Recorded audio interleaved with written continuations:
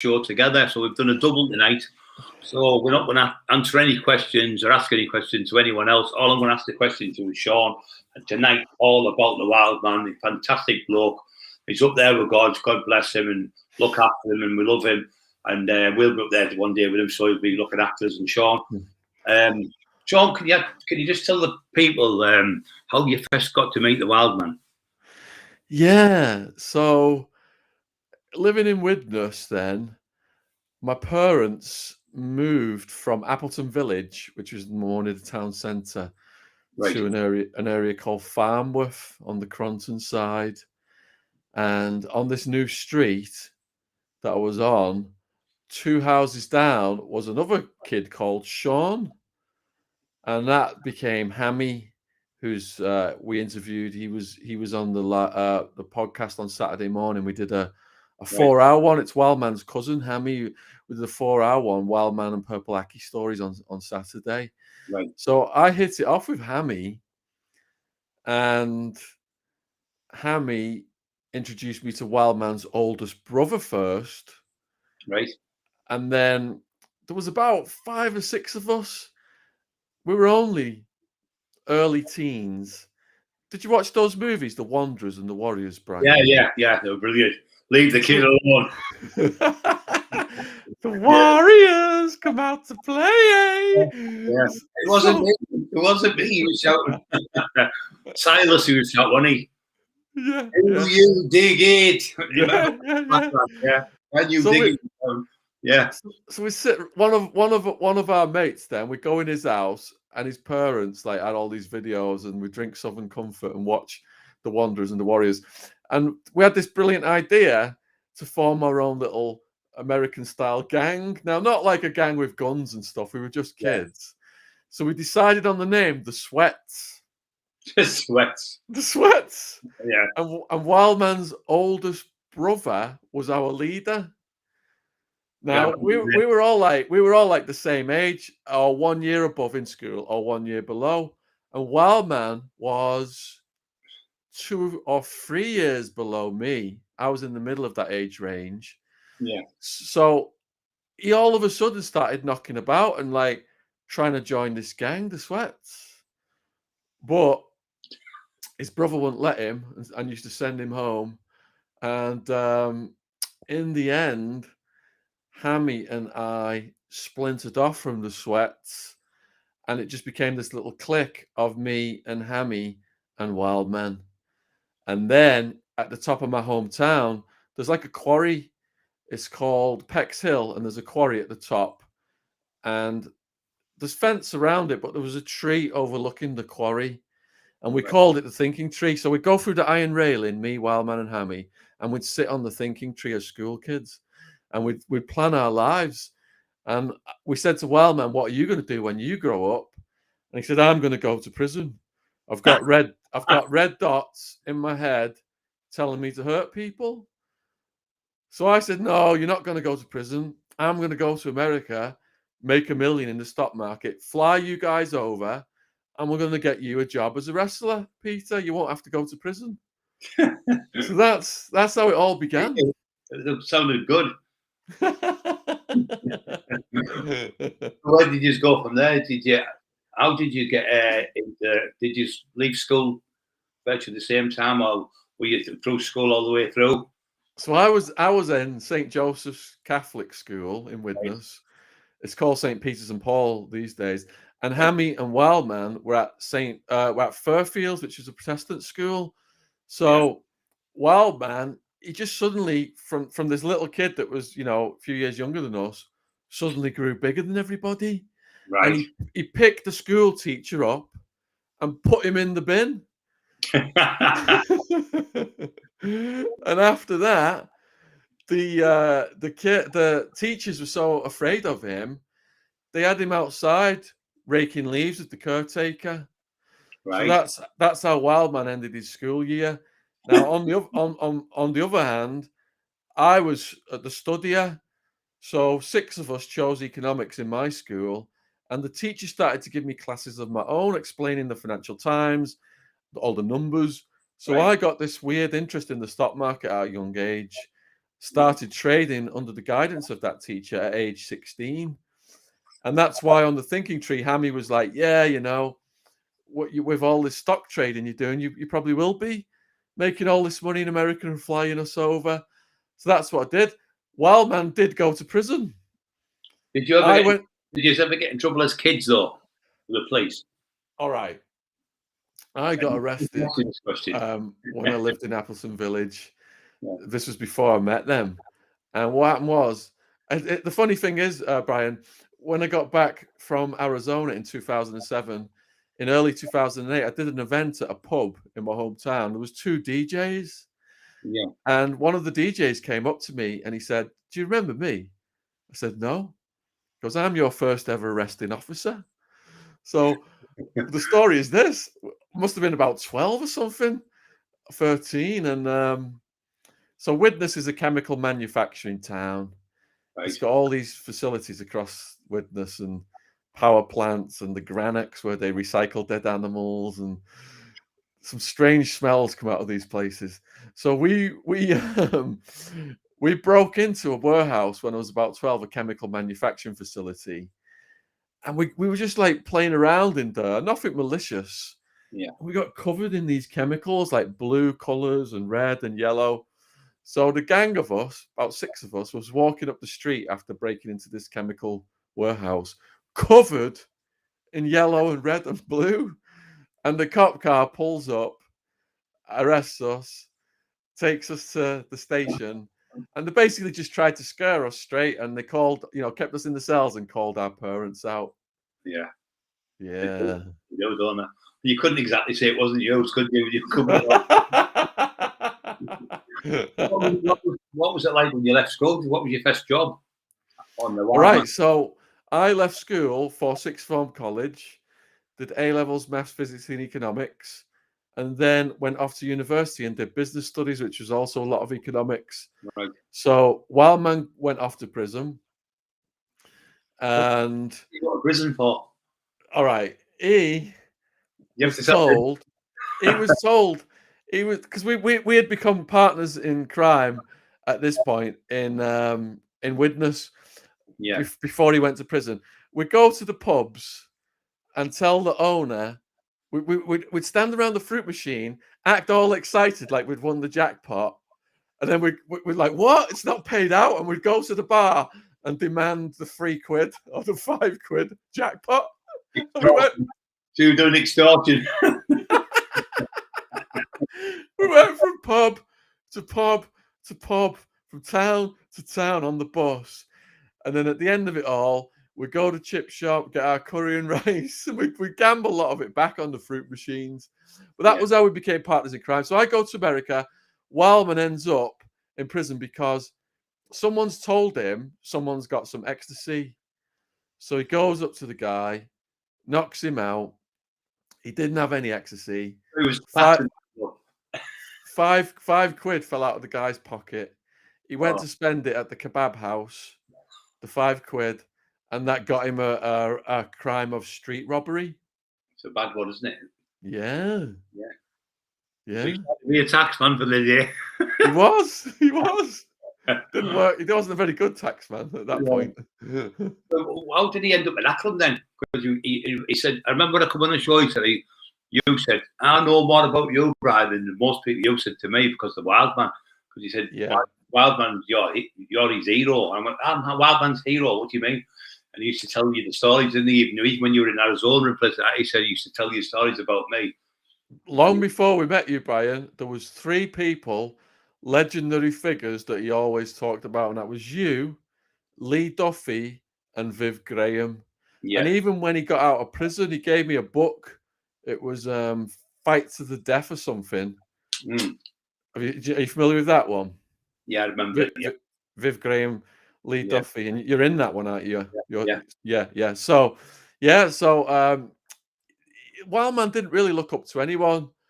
You know, wherever there was danger, he would go to it. And he had so much respect for these legendary figures that he'd learned about when he was in Accrington, and that included you. So it was a real honor for him to meet you. And I just really appreciate, you could see Wildman needed some help with his health problems, and you took time out to call him and try and guide him, and you did what you could under the circumstances.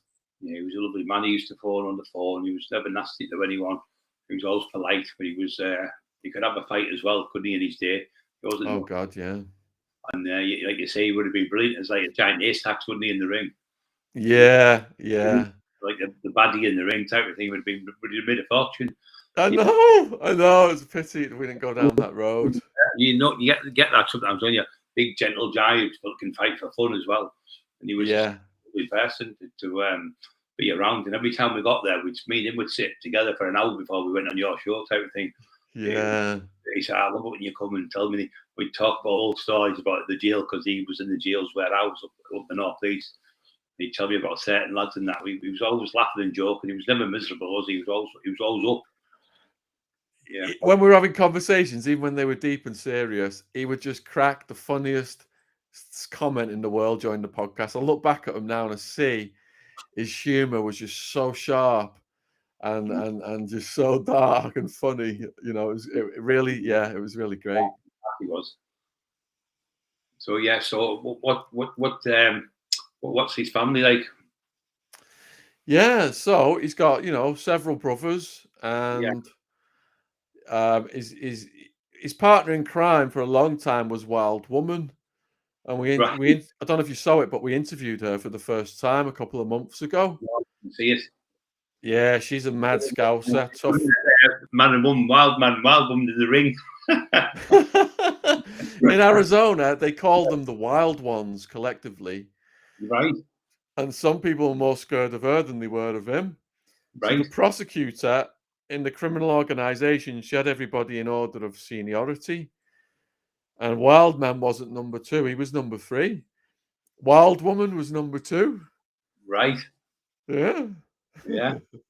So what was it like when you went to America then? Did you go over there on your own or did you go over with Wild Man? Yeah, so in the beginning, Wild Man goes off to prison. I go off to Arizona, living at my aunt's house. I'd visited my aunt's a couple of times as a teenager. And I don't know if you've ever been to Phoenix, Arizona, Brian, but when the plane comes in, you see all the swimming pools in the backyards. It's almost 50 degrees in the summer. In the winter, it's 20 something. And they hear the English accent and they roll out the red carpet. So, I was like just a little person from Widnes, and all of a sudden I'm getting all this attention, this person from England, and all the women are coming up to you. They want to hear the accent, and I'm thinking, bloody hell, I want some of this when I finish at uni. So when I finished at uni, I went out, and in the beginning, I'm staying at my aunt's house. So my goal, I was quite mercenary back then when it came to work, discipline, and the stock market. I'd watched that movie, not Wolf of Wall Street. It was called, it was Greed is Good, Gordon Gekko. I think it was just called Wall Street, wasn't it? Yeah, Wall Street. It was Michael Douglas, I think. That was it. Yeah. So my goal was to make $1 million by the time I was 30 in the stock market. So sent my application off to all the stockbrokers, got in like a penny stockbroker situation, like the Wolf of Wall Street in the beginning. And I had to call 500 numbers a day. I had to be in for the 6 o'clock in the morning sales meeting. We had mirrors on our desks. Smiling brokers make the most money. And then they gave us 24-foot curly cords. Pacing brokers make the most money. Everyone's pacing around and smiling, calling 500 numbers a day. 490 people telling you to fuck off. 10 say, yeah, you can send me your business card. You can send me your leaflet. And out of that 10, maybe 1 would buy some shares. So that was my baptism of fire into the stock market world. And first 2 years, it was commission only. Didn't have any money, living off my student credit cards, down to like eating cheese on toast and bananas, worried I was going to have to come home. But 5 years in, putting the hours in, I became the top guy in the office, grossing hundreds of thousands. And it was towards the end of that career that Peter got out of prison and I brought him over the first time. What was it like when he got there? Oh, man. I thought, right, I'll just get him a place to live near the Georgian Dragon British pub in central Phoenix. He'll have a few beers and just chill out with the expats, and he won't get any trouble. I remember when I saw him at the airport when I picked him up. His face, it had been about 5 or 6 years since I saw him. I left in 91, and I think he came to America in 96, 97. And I remember just seeing his face, and his face looked like it got a lot older. He looked a lot harder. And we were driving back from the airport. Now, the national flower of Phoenix, Arizona is the saguaro cactus. Right. And they're like, some of them are like 20, 30 foot, big ass cacti. And some of the, there's a lot of guns out there. People often just use them for target practice. So Wildman's seen these giant cactus with bullet holes in them on the side of the road. He's like, pull over, pull over. I'm like, what's up? I've never seen a fucking cactus before in my life. Pull over, pull over. Pull over. We're just staring at this giant cactus with bullet holes in it for a little bit, and he's buzzing off it. I take him to this place where I've got him to live, and oh my God, I don't know where to start, Brian. The things that happened at that place. It only lasted about a few months, and it ended up with a corpse on the doorstep. So the first thing was he's been there for a few weeks, and me and my missus go over there one night to see how he's doing. Going in this pub when you're somewhere else. So we go to his house one night, the house that we've rented from near the pub, to see how he's doing. Right. So me and my missus at the time, we knock on the door, and a bunch of Mexicans answer the door. I said, "Where's Peter?" They said, "What?" I said, "Where's Peter? He lives here." Like, "No, Peter doesn't live here." I said, "Peter, yeah, he does live here." Like, no. And then they all start to pull guns out. We're like, holy shit. So we backpedal slowly away from these guys. Peter bounces over the road smiling. And I'm like, what the hell have you done, Peter? We just almost got shot. What's going on with your place? He goes, oh, don't worry about them. They're the local crack dealers. They're the Mexicans. The guy at the back, Alex, is from Colombia. He's their boss. And they like to move around a lot. So I've rented them. I've basically letting them stay in that place for free crack. I'm staying in their place over the road. And they're buzzing because I can smoke. I can inhale $100 crack rock in one breath. And I'm really liking it. It goes sizzle, sizzle, sizzle, red dots, red dots, red dots. Says it was calming his red dots down that time to hurt people. Yeah. Okay, £100 rock. Yeah. So he's like, the guy at the back, Alex, he works for the Colombians. They want to invest in the stock market. It's all good. It's all good. And there was a stockbroker I worked with. He was a tough Iranian American guy, and he'd been in prison for barroom fights. He'd been in prison for a couple of years. And while he was in prison, his clients, because he was away for a couple of years, he came back, called his clients up, and he was telling his clients he'd been in hospital with cancer, so they wouldn't know he'd been in prison. And this guy was like, he had a bodybuilder physique, dark hair, ruggedly handsome, wild man, 6'2", massive, 20 plus stone, 29 stone when he died. Not a bodybuilder physique though. He just had like a big belly, like the physique of a bear, and massive shot, massive. The wrestler, remember him, Giant Ears, that remind me of him. Yeah, massive shoulders. So I took the Iranian American. First off, we went and we shot some pool in the Georgian Dragon British pub, and there was some like biker looking guys on the pool table, and usually we just put our quarters down and wait our turn. And the Iranian American guy just slammed his quarters down at the front of the queue and kind of took control of the pool table. And these biker guys are like looking at him, and he did look. He just pulled his scary face, and Wildman was there, and he's on crack and meth. And these biker guys just handed the pool table over to them. So after that, we went back to Wildman's place for arm wrestling. So there was a circle of Mexican crack dealers with the Colombian boss all around the Iranian American and Wildman, They both smoked a load of crack and then started arm wrestling.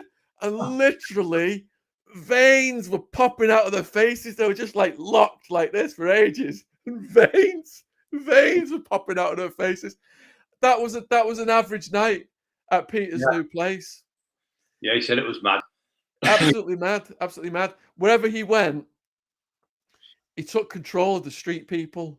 So you've got homeless people, street people, transvestites, Native American, transgender, prostitutes, crack dealers, crack users, all just coming in and out all day long. You just loved the chaos. It was absolute insanity. And it ended with what happened was a couple came over to the apartment to buy some crack. And Wildman said to the couple, well, they're not over here anymore, the Mexicans, they're back over the road. So the couple, like, all right, well, the woman said, right, I'll go over and get the crack. You wait here with him. So Wildman's talking to the man, and the woman goes over the road to get the crack. And the man's got a gun. And Wildman's not seen guns properly. So he says to the man, I'm from England. We don't really have guns in England. Can you show us, what this gun does? So the man gets out the gun and he's demonstrating it to Wildman. And he tells Wildman, look, the safety's on. It's not a problem if you pull the trigger. And he pulls the trigger, just demonstrating, and shoots himself in the head. Okay, now. Blows his brains out right in front of Wildman, drops dead on the step. Now, I don't know this has happened. So like I said, I've got to get up for the 6 o'clock in the morning sales meeting at the brokerage. Yeah. Get into work, and my aunt calls me up and she's like, Peter's apartment is headline news. There's yellow tape all around it. Someone's dead. It could be him. You need to get your ass up there and see what's going on. So I'm in shock. I think, oh my God, Peter's dead. Now I jump in my car. I was like, doing a bit of drugs as well at that time, and I've got drugs in my car. I speed up to Peter's place, and there's yellow tape. There's the media crews. There's police everywhere. So because I had drugs on me and stuff, I thought, right, if I pull over now, get in the mix, they'll search my car. I'll go to jail. I sped back to the office. I'm trying to think what to do. I wait until the afternoon. Go over there in the afternoon, and they've all gone. Everybody's gone. And there's still blood on the doorstep. And I walk in, and there's this like stony-faced homicide detective and Wildman sat there, and he's asking Wildman questions. Now, they've already took Wildman to the cop shop to do the gunpowder test to make sure he hadn't shot this guy. They've done all the forensics. And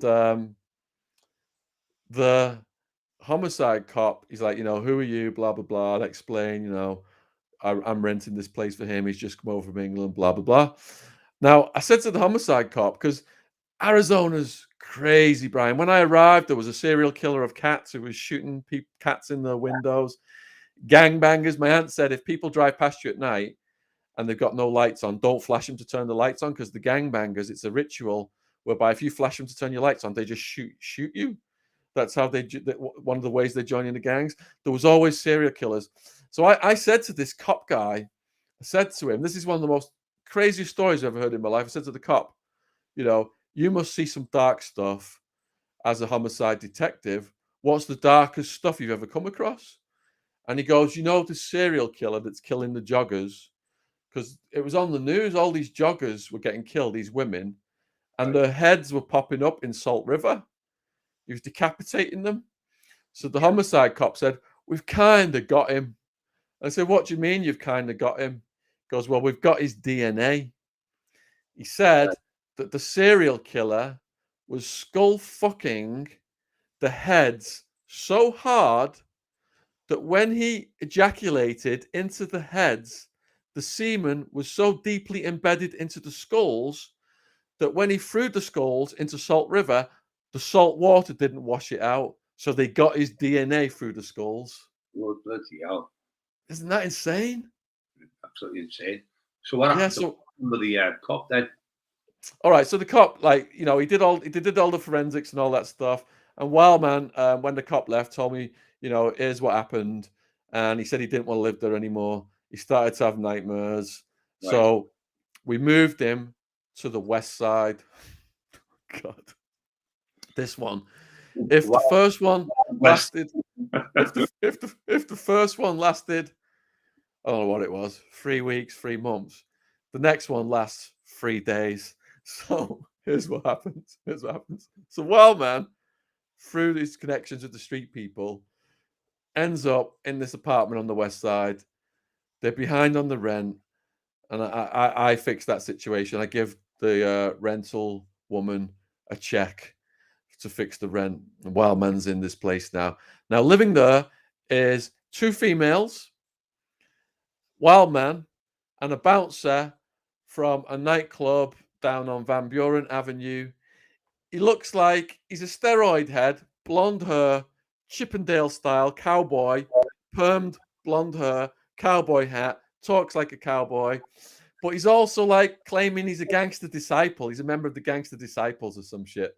And this is how bizarre it is out there, Brian. You meet just people that you could never possibly meet in England.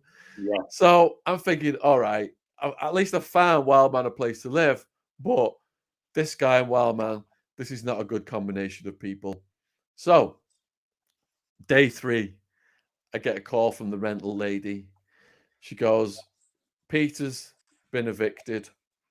I said, why has Peter been evicted? She said he's beat his roommate up. I said, well, how do you know he's beat his roommate up? She said, the man was seen running for his life in the middle of the night through the apartment complex with plasterboard powder all over his head and face. And we've inspected the apartment, and there's human head-sized holes in all of the walls. He's rammed his head in the wall. Fortunately, he got evicted from that one so fast that they didn't even have time to cash the check. So I stopped the check and saved that money. Yeah. Now, the 2 females that were living there, one of them said, my boyfriend over in Tempe, Arizona is behind on his rent. If you can fix the situation, Wildman can move in there. Now, this is where the criminal enterprise begins out of this next place. And we'll get to that in a minute. Yeah. So this place is like a 3-bedroom apartment in a massive complex in Tempe, Arizona called Rancho Murrieta. Tempe, Arizona has got like the University of Arizona. It's a student town, all the university students, party central. And the girlfriend's boyfriend who's renting the place, his name's Crybaby Joe. He's a little whiner. So Wildman moves in, and he's just having non-stop parties in the, as well as all the street people. Now he's got striptease dancers, Russian mafia, Mexican mafia. We're meeting some more hardcore people. This is where I'm meeting the criminal connections that for the enterprise that lasts about 5 or 6 years. I'm meeting these guys here now through Wildman, because people say, Shaun, how on earth did you build this enterprise and meet these gangsters? They look at me and think there's no possible way I could do this. And it's true. I couldn't have done it. Wildman opened that door into that world for me and introduced me to these people. And now one of the main characters, my 2 main closest friends and bodyguards were Wildman and G-Dog. And the meeting with G-Dog came about because we're having a party at an apartment in Rancho Murrieta. By now, we're running, we've got multiple apartments in this complex. Party over here, store the ecstasy over here, store pills over here, backup over here. We've got it all structured, so if anything goes wrong, everything can be shuffled around. We're just having a party in one of those apartments, and this guy shows up, G-Dog, ruggedly handsome Mexican-American guy. He's got the prison tattoos on. He's got like a skinny vest, shorts down below the knees, and the chains and everything. And he's supplying the weed, the coke, the meth. I'm supplying the ecstasy. So we start talking. I'm hitting it off with him, and a cop walks in, a young cop, And the cop says, I could smell weed from outside. Nobody move. And he grabs his radio. He goes to grab his radio like he's going to call in and have us all arrested. G-Dog whips out his gun, aims it at the cop's face, and says, the only one who's not leaving is you, motherfucker. Everybody run. So I've never seen anything this heavy before in my life, Brian. We all run off into the night. I'm shitting myself. I go to an apartment complex owned by a guy called Fish.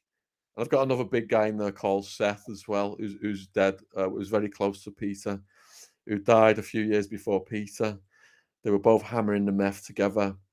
And so we're in Fish's place. Me, Fish, Seth, some women.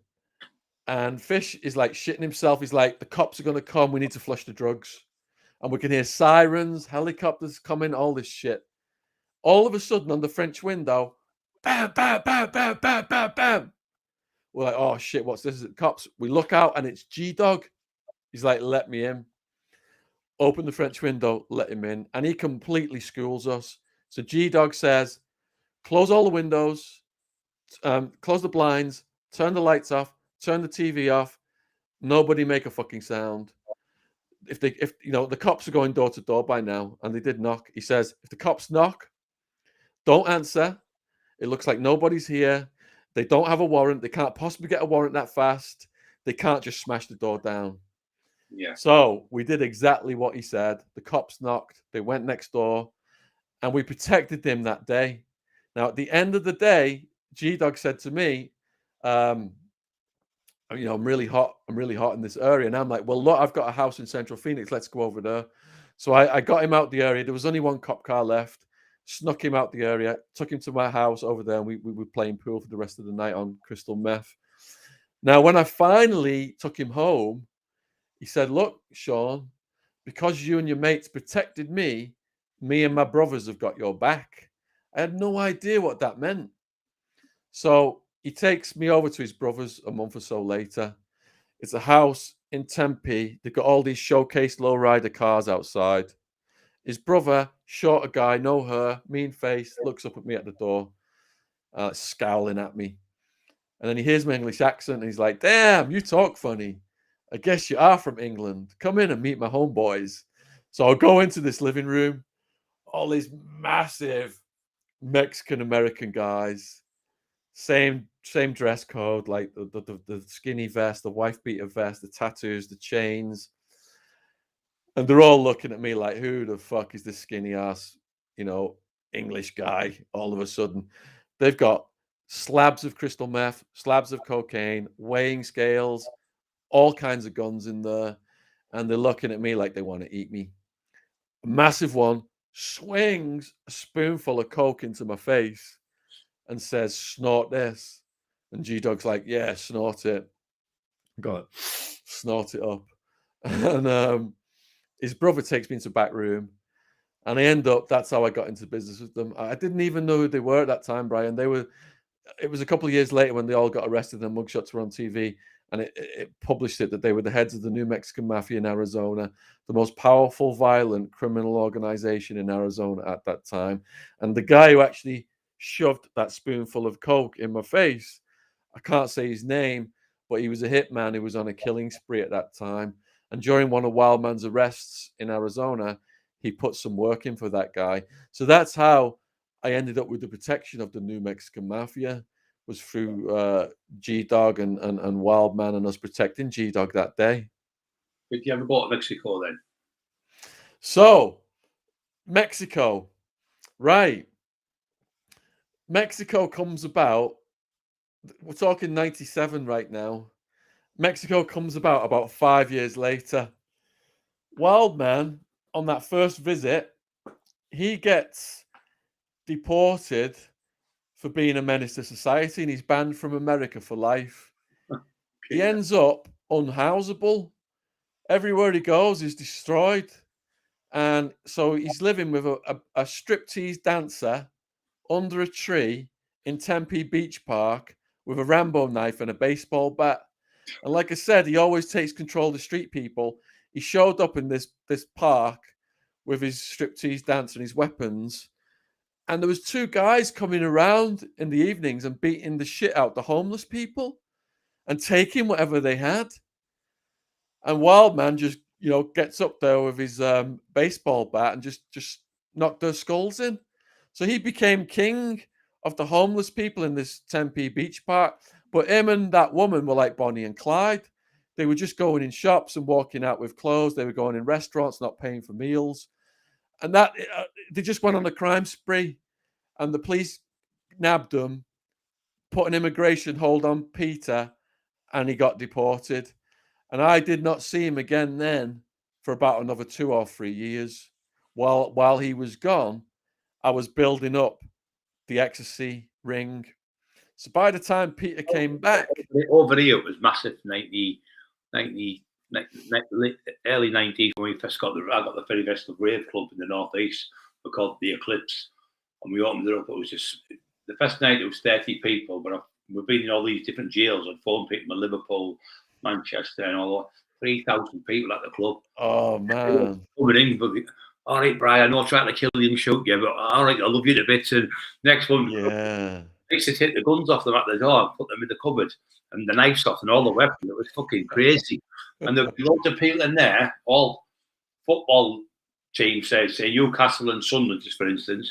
They'd hate each other at the football match, but they're on the ecstasy, they were best of friends. But then on the Saturday, they'd all fight together at the football pitches.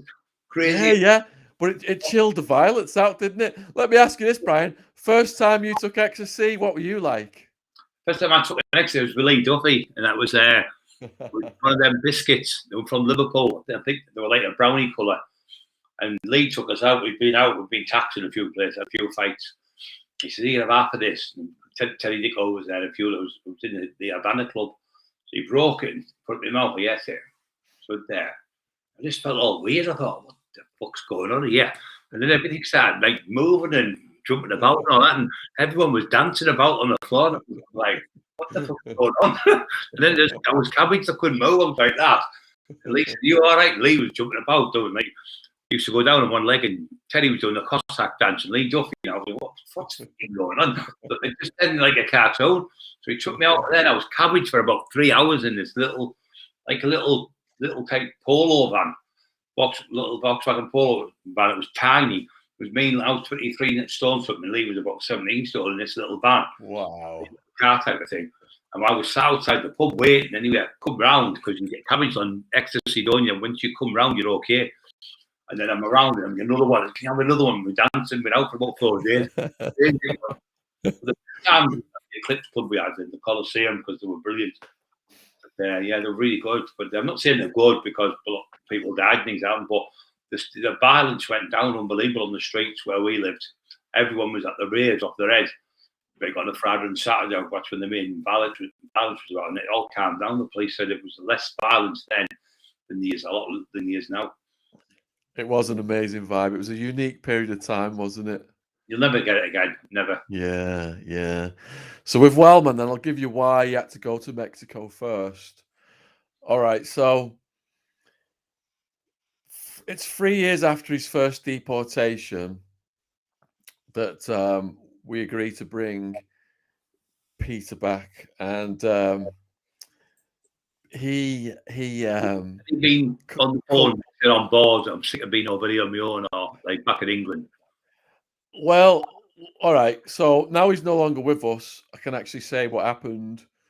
I only found out later, of course. I didn't know at the time that there was a situation that had happened, and someone had picked on his brother in a pub, a 6.5-foot guy, and he took this guy outside and did a curb check on him, and the guy's face had to be wired back together. He was in hospital in a coma, and I think the guy left the country after that. But the police, there was a case. So it coincided, Wildman coming over with this case, right. And also I had a situation. So as I'd built my enterprise, at the peak of it, there was a couple hundred people working for me, and my thing was trying to keep harmony amongst these people. Yeah. And some of the people, there was jealousies and things, and one of the guys owed me quite a bit of money. Yeah. So when Peter arrived, I took him straight to that person's house. But this person had been my top ecstasy salesperson, and he was really close to me. And when Wildman came, he called me Big Brother.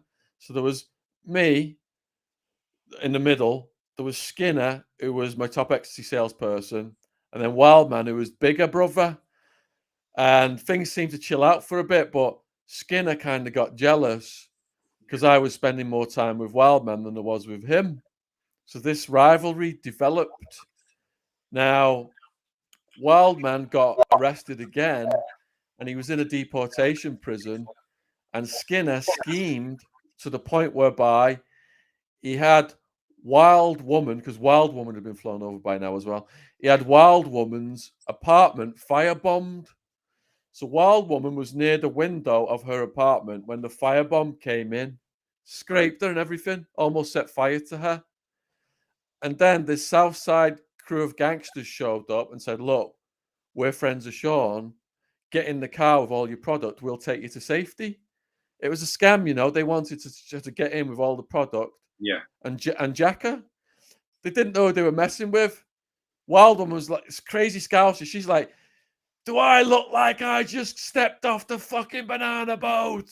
Do I look like fucking chopped liver to you? Do you think I'm going to get in your fucking car? So they just fucked off. They couldn't know how to deal with her. Now, you know, we didn't know who was behind this attack at this point, but Wild Woman immediately suspected Skinner, and Skinner actually confessed. So Wildman in prison then, in federal deportation, said, you got to get me out of here. So I got a lawyer to expedite it. He was in there for about a year, gets back to England, put him on a plane, smuggling him in through Mexico now because he's banned. For all his deportations from now on, I mean, I'm sending like Mission Impossible style teams of people to smuggle him in through Mexico and Canada. It's costing a lot of money to do this. so he comes. Suitcase, is it? he gets back in the country, but now he's just got a one track mind. Skinner firebombed his missus. He's now going to kill Skinner. Revenge. So Skinner, that's all he's telling everyone. I'm going to kill Skinner. Where's Skinner? He's up for weeks on end now on crack and meth, not sleeping, paranoid, crazy, looking for Skinner. So he does actually find Skinner's place where he lives.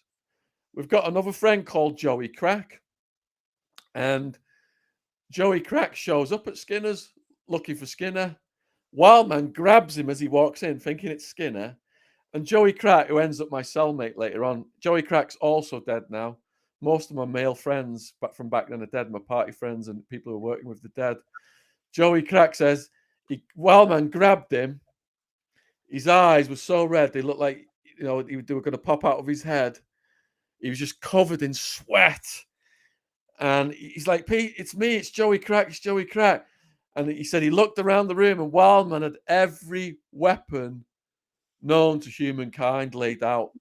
Like pliers, hammers, golf clubs, a variety of knives, baseball bat. That's just a fraction of what he had out. He had like dozens of weapons laid out to do whatever he was going to do to Skinner with.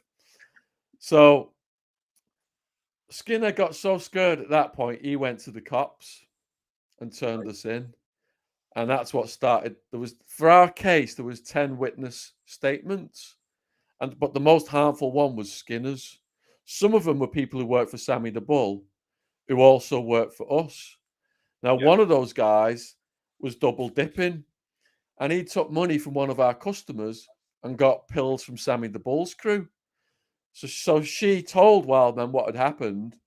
Wildman called him to the carpet. I wasn't there, but Wildman punched this guy so hard, his tooth got so deeply embedded between two knuckles that Wildman couldn't get it out.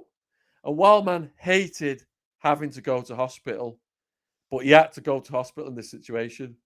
So the nurse, she managed to get this tooth out between his knuckles, and she says to Peter, you can't go yet because I've got to sew it up. Wellman's like, fuck that, I'm self-healing. And he just walks out the hospital. He gets some fish. He's got some fishing wire at home, and he just sewed it up himself with the fishing wire.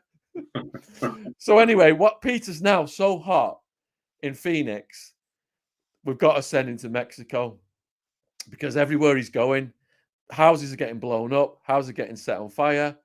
Honestly, it's like, and it's not, he's not even doing this on purpose. He's just getting high and houses getting set on fire and shit. This is him having a good time. Yeah. Peter needed complete chaos around him to relax. Yeah, to be happy. To be happy. It was the opposite. So all my mates said, yeah, Wildman thinks he's tough, does he? If he goes to Mexico and behaves like this, the Mexicans will kill him. All right, so my right-hand guy, Cody Bates, he was a sensible one. He's also dead now as well. Takes Wildman to Mexico, rents him this nice house. And Wildman's not got a phone down there. He's incommunicado. So 2 weeks later, I say to Cody, go down with some supplies, some money, check how they're doing. He gets to the house and it's been blown up. Shits himself. Comes back to me. He says, look, Shaun, the Mexicans have killed the wild ones. They've been behaving like, they behave. And the Mexicans have killed him. The prediction that everyone said has come true. And I'm like, I don't know. The wild man's indestructible, man. We need to get to the bottom of this. So one of my guys was a former US military sniper, a Chicano, who spoke Spanish. I send him down there. We'll call him Frankie Flowers. So Frankie Flowers goes down there, gets speaking to the local people, and finds the wild ones. And what had happened was the wild ones had got down to the house, this luxury, lovely house on the beach and everything, near the beach, Puerto Penasco. Could have lived a happy life there, happily ever after. But they get there and immediately have a fight. During the fight, the gas pipe is cracked. During the fight, they decide to have a cigarette break. Yeah. Ding! As they light the fags, Wildman said a blue carpet of flame spread through the room, and he had just enough time to grab Wild Woman and get out that front door before the whole house blew up and the windows blew out and everything. Mad. But I'll tell you what, they when I went down there to visit them, they were getting run around in military jeeps by cartel people. The police were getting drugs off them. They were running Puerto Penasco. The Mexicans didn't kill them. Now, if you're going to transport drugs through Mexico, which is what we had to do after we could no longer use the US airports, every part of Mexico is divided into what's called a plaza. And the different cartels control different plazas. So you've got to be okay with the locals if you're going to run drugs through it. Otherwise, you've seen what happens in Narcos and shit like that. Yeah. So because of Wild Man and Wild Woman, we were okay with the locals, and I was able to start bringing ecstasy, big shipments in through Mexico. Mexico, that there, Shaun, ecstasy. It's what? Did ecstasy take off in Mexico? All right. So when we were down there, the Mexicans call them las tachas, and they weren't like, this was like the middle to late 90s. Yeah. So the Mexicans generally, like the criminal organizations in America, jump onto something, and then the Mexicans see the profit potential and mass produce it in Mexico, like you saw with Breaking Bad. Yeah, all that stuff we saw, but as the cartels end up running these things. I don't know what the status of ecstasy is now with the cartels, whether they're mass producing it or not, but they do tend to take over because the war on drugs, the drug market created by drug laws, created by the government, is such that the only people who can sustain drug enterprises in the long runs are the cartels and the mafia. So they end up taking over everything. And the motorbike gangs are big. I'll give you a Wild Man motorbike gang story. Yeah, absolutely mad. Yeah. We're in I think it's on 7th Avenue or 7th Street, Central Phoenix. It was a strip club. We're in there. There's me, Wild Man, G-Dog, and Seth. Seth was a big guy, a stockbroker. But once he started hanging out with Wild Man and getting on crystal meth, he come to work one day, picked his computer up and threw it at our boss. And Wildman was like, yeah, I'm behind that. I purified him. He's with me now. And Seth and Wildman, the Colombian crack boss, took Seth and Wildman collecting crack debts in Central Phoenix and all these crack houses. And this, people say we never let Wildman around guns because he was just too crazy. Yeah. So people say, how can Wildman be collecting debts in Central Phoenix for this crack boss without a gun? Yeah. Seth told me a story. So all three of them, the Colombian, Seth, and Wildman, go to a house to collect the crack debt. There's a load of like gang members in there with guns, and the Colombian guy goes, "You guys need to pay," and they're all displaying their guns. And they're like, "What are you guys gonna do?" Yeah. And Wildman just steps up to him, just stirs them all down, and goes, "I don't need a fucking gun," and he's just looking at him like he's about to kill him.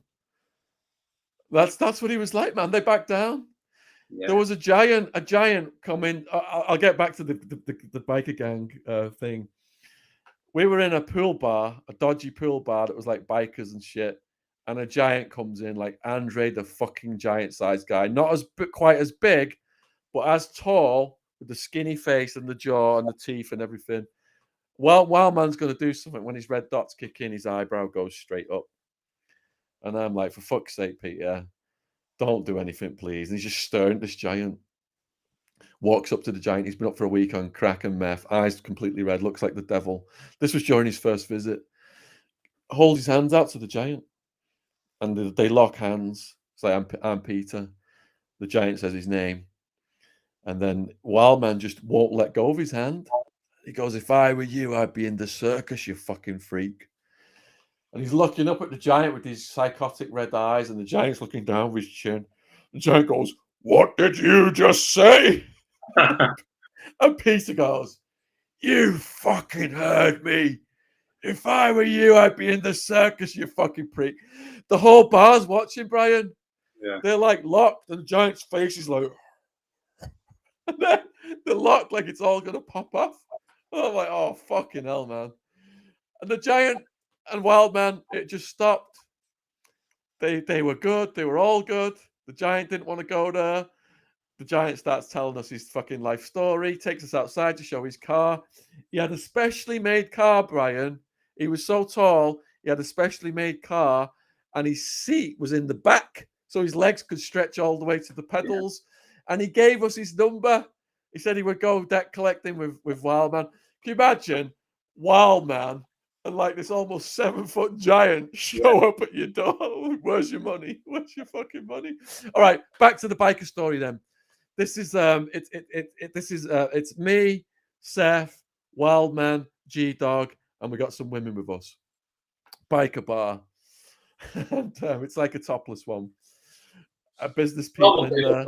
Only bikers, but the normal people as well.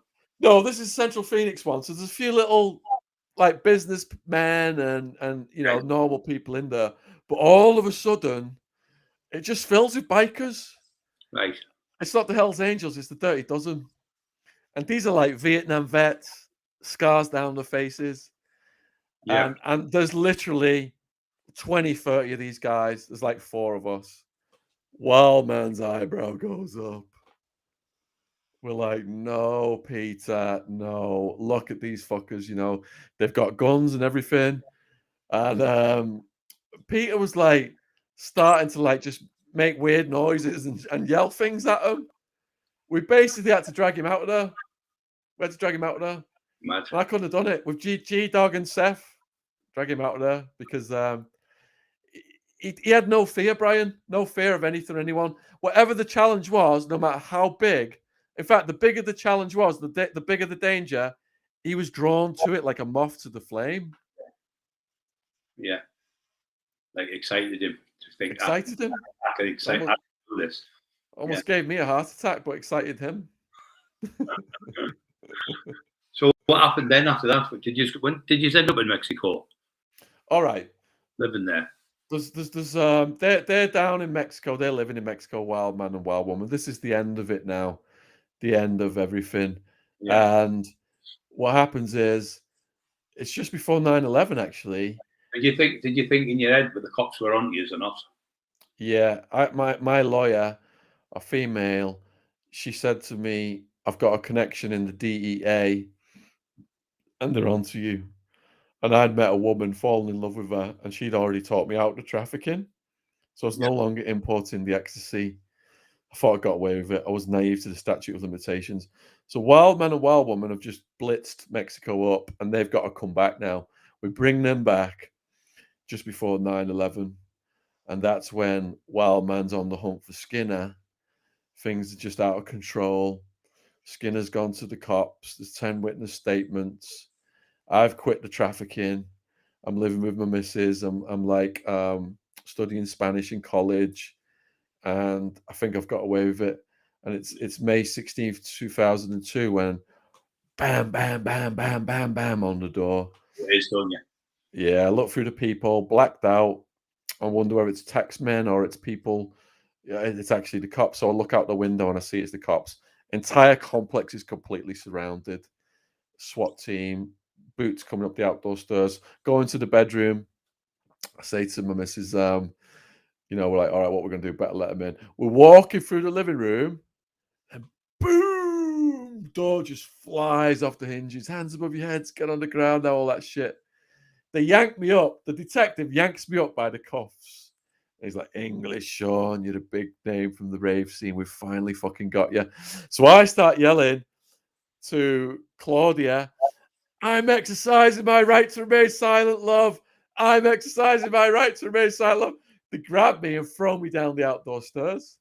They've got her, hours later, they've got her in the cop shop. And they're telling her, you're facing very serious charges. We know that, you were part of this and everything. But I kept her separate. She wasn't part of it. But they were trying to put the frighteners on her. Wild Man happened to be getting escorted down a corridor, and he overheard them trying to interrogate her. And he stopped and he leaned into the room in front of the cops and he goes, very serious charges, my fucking ass, daft pig bastards. And when he laughed, it was like an earthquake. Yeah. Honestly, building would shake. Yeah. So that's how it all went down. What type of jail did you get? How many years? So I was fighting the case for 26 months. So I ended up with a 9.5. I got a nine and a half.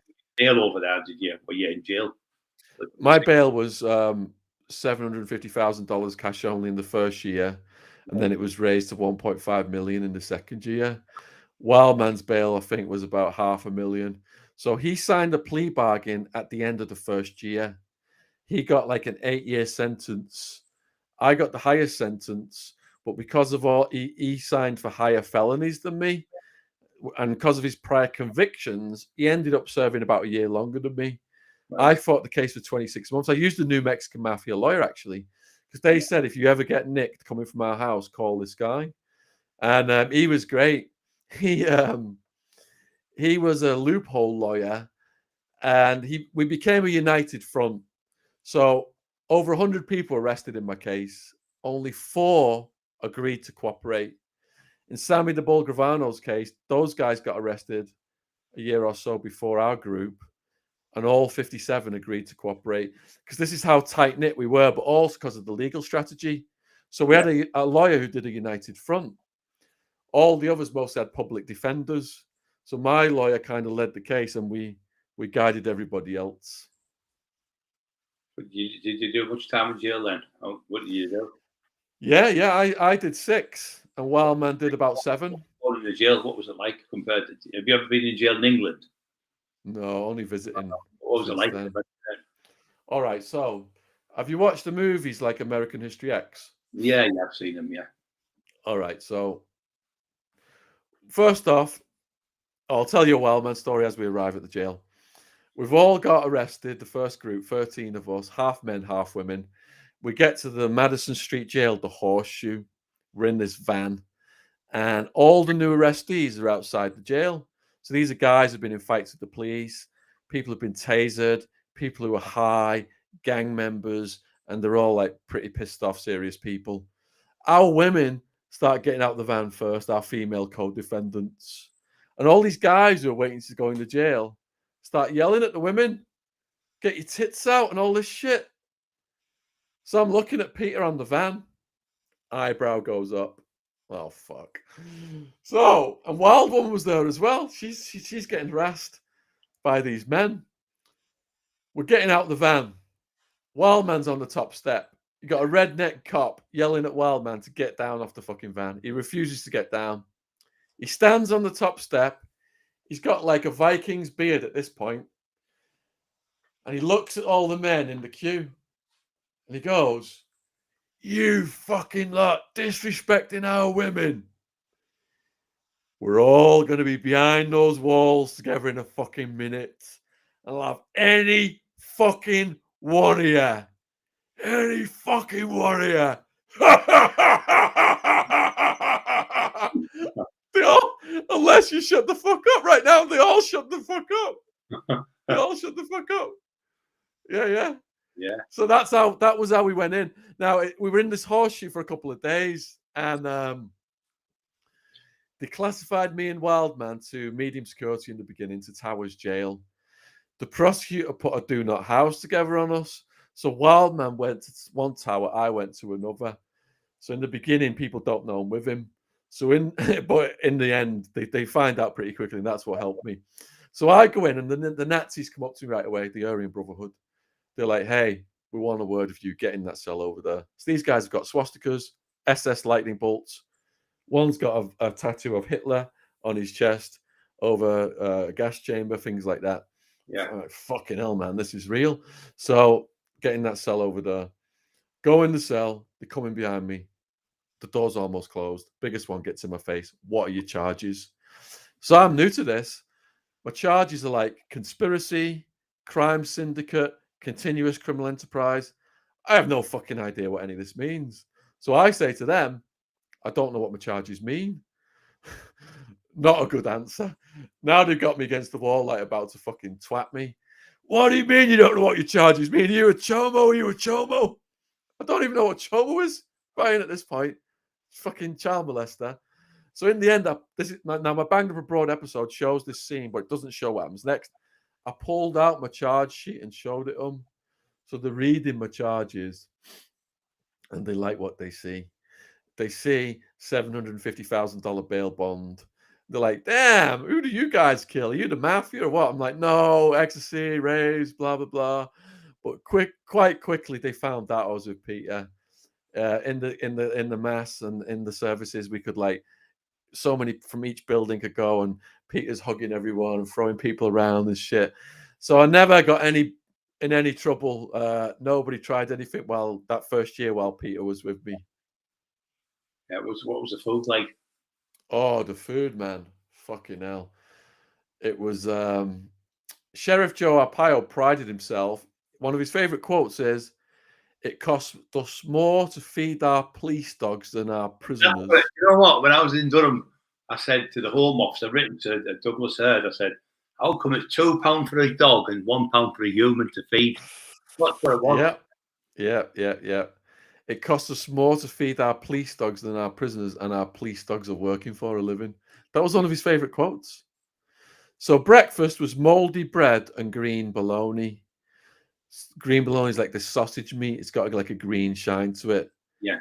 The bread, sometimes we were so hungry we'd scratch the mold off, or if the bread was stale, we'd just put it in water to swill it down. Yeah. Evening meal was Red Death, which was a mystery meat slop that looked like carroty vomit blended with blood. Had all kinds of random meat in it, and it stunk. And occasionally there was a dead rat in it. And one time we gave a rat back to the guards. We complained. They said they would investigate. Came back later in the day and so Jill won't get any trouble. Said it was just a potato. We were when we were in Durham. We used to get cockroaches in the food. Oh yeah. Food. Some people used to just fucking eat them because that's the only meat you got. Yeah. Protein. Yeah. I didn't get the cockroaches at night though until I got moved to max security, which was in the second year. They're like cracker things what you get like off the Chinese when you're walking. I could eat all these cracker noise once. Yeah. Well, there's about 50 of them on the floor. Horrible things. I was living with them for about a year, so we had to learn to be in harmony with them. So in max security, when I arrived at that cell, it was it was 2 in the morning. Sorry, when I arrived at the cell, and it was a 2-man cell, both bunks on the back wall, but there was some light coming in from the day room. But my cellmate's asleep on the top bunk, and he's wrapped in a white sheet. I'm like, why? I'm thinking, why is he on the top bunk when where I come from, people fight over the bottom? So I thought something's not right. So I walk in, and something drops off the ceiling and bounces off my shoulder. What the fuck was that? Looking at the walls and the ceiling. There's this weird movement like a swirl. I think I'm tripping. So I put my face right up to the wall to see what's going on, and it's covered in American cockroaches. And they're about the size of almonds. They look like, I think I've got one up on one of the shelves behind me here. Yeah. There's a silver one there. There's a brown one. They're like these, but size of almonds. Do they bite you? Oh, here's the thing. They just tickle. But he was on the top bunk because the bracket, there was a hole in the bracket next to the bottom bunk, and they're just pouring out onto the bunk. So I had to sleep on that of them pouring out right next to me. They're all over the wall next to me. And I could put the sheet around me to keep them off me, but this is the Sonoran Desert. It's almost 50 degrees. So I'm also covered in skin infections and bed sores. Looked like you spilled battery acid on my leg, on my ass. You sat around a lot of bed sores. So when you've got the sheet around you, you get so hot and itchy you can't sleep. And your skin's soggy because you're sweating all the day. You're stinking like a wet dog. You're sweating all the time. You got this itchiness, and you can't scratch yourself, Brian, because if you scratch yourself in this desert heat, clumps of your soggy skin come off under your nails. Yeah. So I'm trying to sleep with this sheet around me. I end up throwing it off, and they're tickling my feet, tickling my legs. Even to this day, if anyone tickles my hands, I flinch. I woke up so many nights and tickling my hands. Face, mouth, nose. Favorite place of all is going in your ears to eat your earwax. It's like honey to them. I can do that. I've got some this year. We ended up wrapping wet toilet paper in the plastic bag. They bring the breakfast moldy bread in and sticking that in my ears. Or some people would wrap towels around them like that so they couldn't get in your ears. But over time, I collected the little packets of toothpaste, and I would cement all the cracks in the cells with the toothpaste to try and keep them out. They'd run in the day. They'd come in. The prisoners, even in the day, there was so many. The prisoners were doing cockroach races, gambling on the winner. Right. And I learned the habits. Like if they're pregnant, they've got like a little piece of a worm with the babies in it. And if they get in your cell and plant that below your cell, and it hatches, all the little babies come out and they're running around your cell all over the wall and all over your bunk. If you start to crush them, like you said, they release a chemical smell. It's like a signal to the warrior ones. Right. And the warrior ones come running under the door like, fucking, what's going on? living with them for a year, I learned all the habits. Like wild man cockroaches. You try and drown them, and they pretend to be drowned. They're so clever. They go like this, but they're actually holding oxygen to themselves so they can breathe, but they look drowned. I'd see people smash them, and I'd be reading my book, and I'd look over, and it's gone.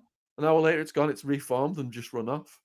Very cunning then. So how did you get out? When you got out of there, where did you go? Did you have to go back? Were you not allowed to stay in America? All right. So when I finally got deported was December 2007. Have you seen that movie Con Air? Yeah. With a bad man on the thing when he's So we're all on Con Air. Women's head off, wanting to wear them and things for a hat and thing. On Con Air, there's rows of prisoners and rows of federal marshals. Yeah. And you're all chained up. You can't go on the toilet. So I was on Con Air for a couple of days, going across Arizona and California, picking up and dropping off Mexican prisoners.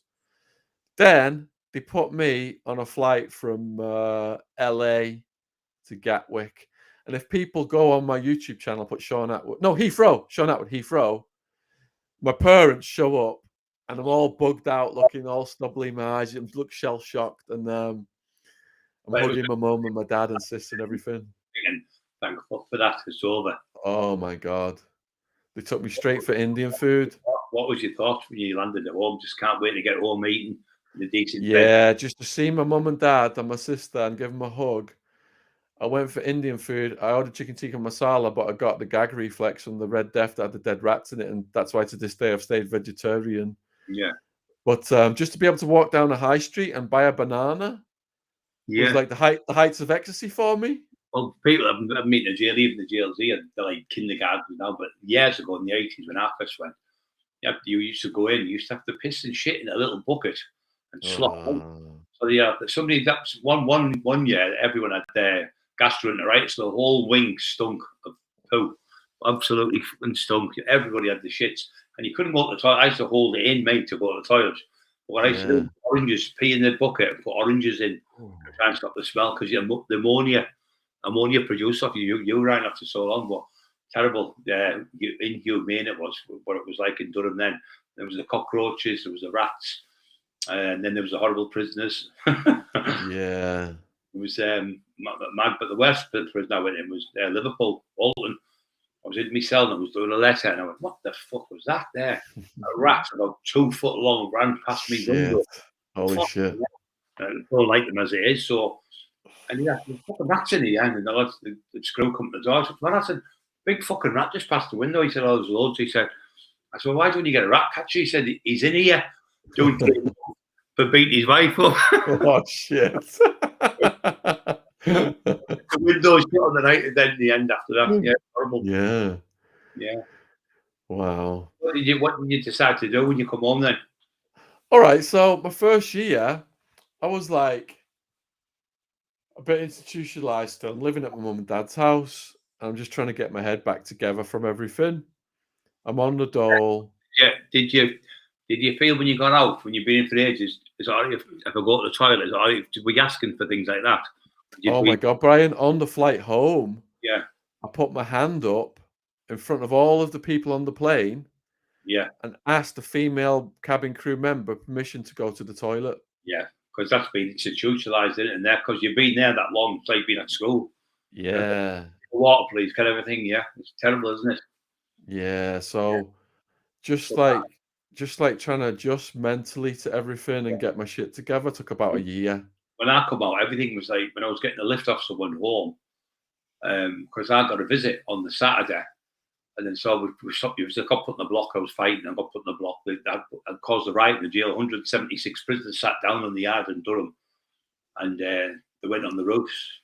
12 of them got 2 years for that mutiny charge, but they put me in there. They used to take me. There were 6 screws to take me with 2 dogs. Put me in a big cage, and I had to go around this big cage like a fucking Hannibal Lecter type of thing. Holy shit, man! And I used to, my food used to come last.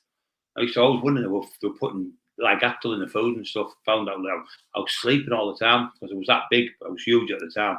Yeah. So kneeling, they couldn't do it with me. So that's how they get you with the food. Tranquilizing you. But yeah, comatized me. So on the Saturday, I went, "Oh, you got a visit." So you look forward to a visit because it's a highlight. You only get one a month. So anyway, you get going for the visit. They went, "Oh, your visit's been started." You fucking joking. I'm just about to kick off with them. You go, "No, judge in chambers, the charges have been dropped." I went, "Fucking get in." Get in there. So I was in the block. It was about, in them days, the room was about 7 foot with 5 foot, tiny little, solitary confinement. I was in there for days, 110, 120 days or something. But when I come out, when we jumped in the car, we were driving, I went, "Slow down, he was only doing 30 miles an hour," because I've been used to it in that room. And the window was about this big. And the actual rats are better than pigeons because pigeons have more germs on them, millions of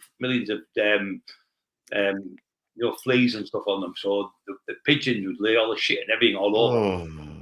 Sat there, it was just piles of shit, miles high. The jail was like Napoleon type of days. It was built for the Napoleonic Wars to put the prisoners in there. The jail is a total different thing, but I know what you mean when you get out. You're like, can I have something out the fridge? And the great thing is, you got the fridge, you've got cold milk and food, and I was eating peanut butter and having a milk every day in prison, and I went to the shop and bought that stuff, and then I tried to eat it and I almost threw up, and I've never drank milk ever since. Yeah, So Peter didn't get out until about a year after me. Yeah. So I'm down south at this point, and I've been communicating with him, and I go to the airport to pick him up. And you might have seen the mugshot of him with the long hair. Yeah, I've seen it. Yeah, with his Yeah, so he arrives in this long hair with this long hair. He's got to be about 25 stone, 6'2", and he's got this white clothing on that's like plastic paper institutional clothing, and he's just got a white bin bag with all of his worldly belongings in it, and he just looks demented, like a sumo wrestler in this white institutional clothing with this white plastic bag at the airport.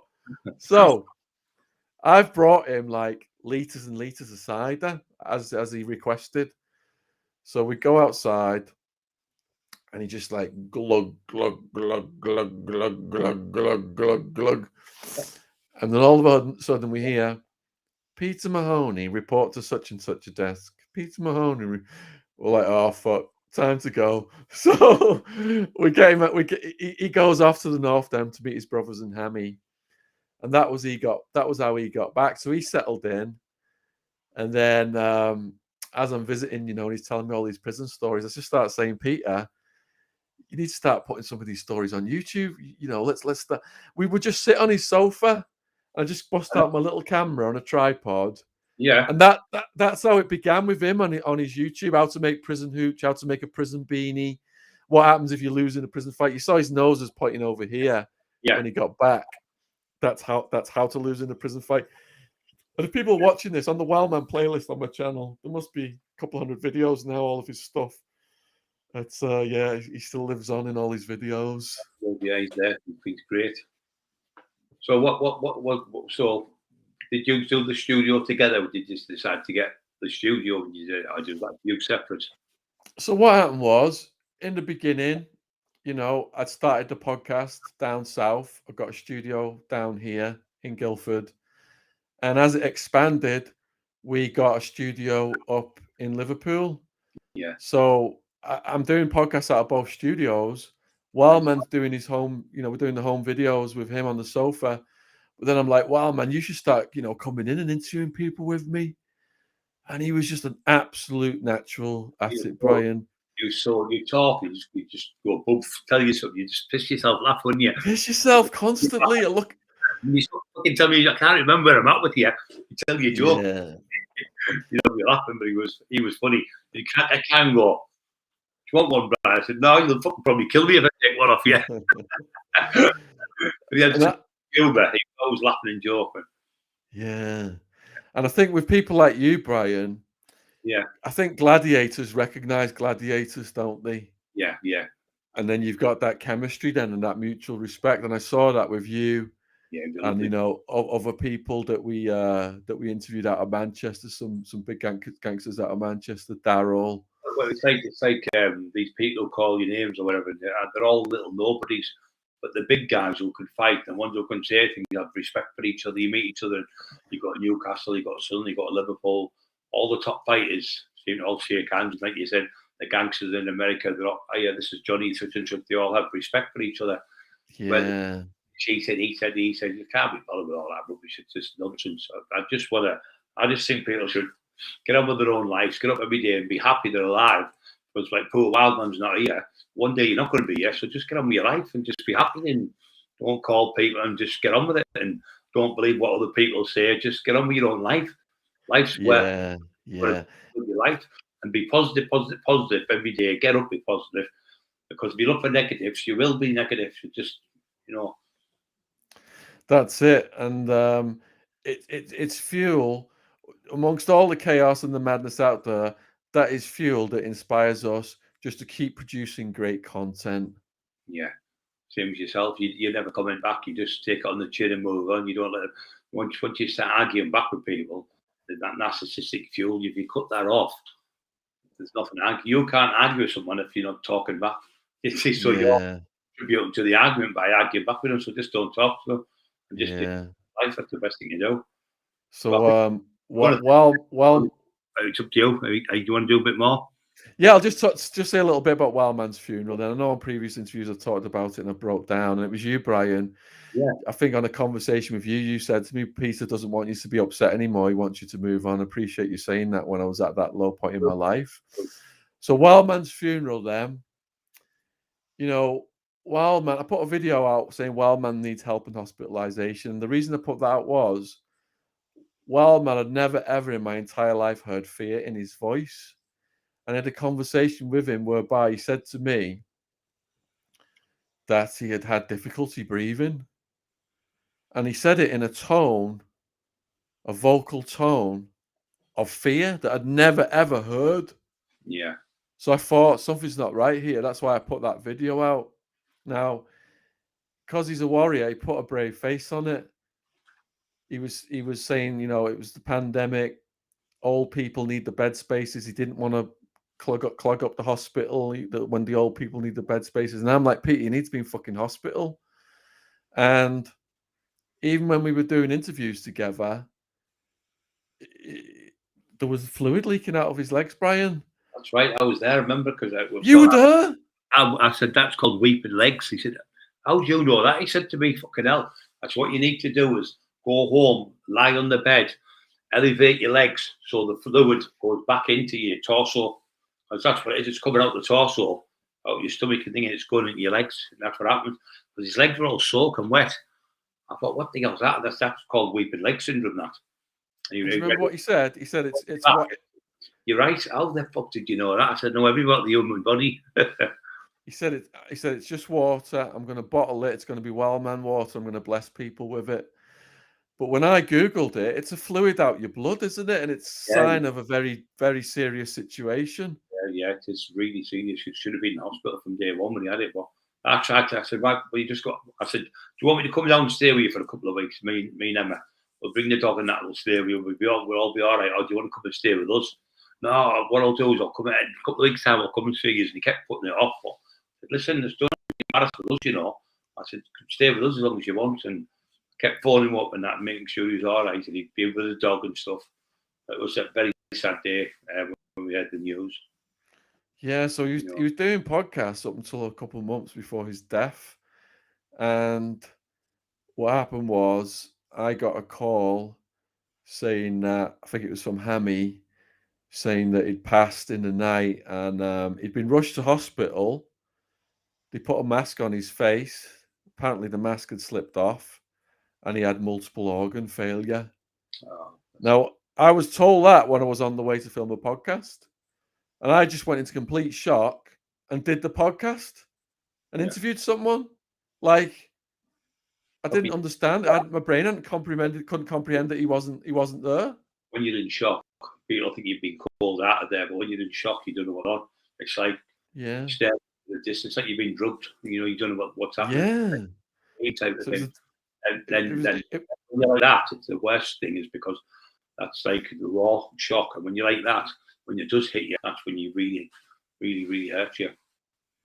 So it started the next day, and because of the pandemic and everything, it was a couple of months before his funeral. I think it was weeks, and only 29 people could go to the funeral. And me and Hammy were outside his house waiting for the funeral vehicle. And when that showed up, we just cried our eyes out.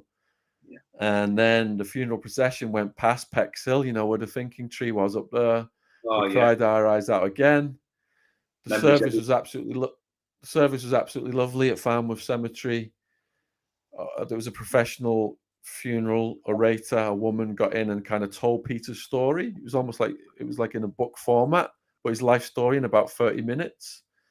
We were, you know, and then afterwards we went to the pub, and all the lads in there, his mates, were telling all these stories, and it was those stories and hearing all that was the inspiration for the podcast that went out on Saturday, because it was Howard and Tomo and Hammy who were all there in that pub, and we repeated those stories on the podcast on Saturday, Wildman and Purple Aki stories. Yeah, Sean, that I come up with that idea about the Wildman the other day last week. Well, I've one on the Wildman. You've already had one with the family there, and I never knew that about it. It's like he's telling us to do it, isn't it? Mad. Yeah. Oh, Brian, he's looking down right now. He's so happy that we're doing this. Oh, yes. He's laughing at us. But I was sad for months, but you talked to me, Wild Man talked to me through an owl that came to visit me, and his strength entered into me from that point. And things have just gone really good since then. Yeah, I'm glad for you, because you just got to forget about all these he said, she said, he said, it's just pathetic. You just get on when you're doing really well, and you're probably the biggest podcaster in the country. I'm catching you up. I've got nearly 10,000 now. Well, True Geordie is one of the biggest in the country. He's got 2 million subs, and Wild Man's only done a very few interviews in his life. He did one with True Geordie, and he did one with Helen Wood, and that's it. But if people want to see when he did his first interview for me, it's called English Enforcer in Arizona Prison. And he starts out. One of the things that I regret not getting him on the podcast, because I know he'd have said yes straight away. Oh yeah, he would. He would. Yeah. We were in jail with in the same area at the time, and things happened. So yeah, he was funny, wasn't he? Yeah. Who got the dog? It's Peter's dog. So Peter's favourite job in the whole of the prison system was dog training. Yeah. And he said he'd rather kill a human than a dog.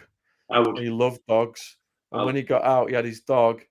And his dog died about a year before Peter did. Yeah. And I said, Peter, man, you got to get out of the house and walk around and stuff. You can't just be sitting around gaining this weight. I offered to buy him a new dog, but he wouldn't let me do it.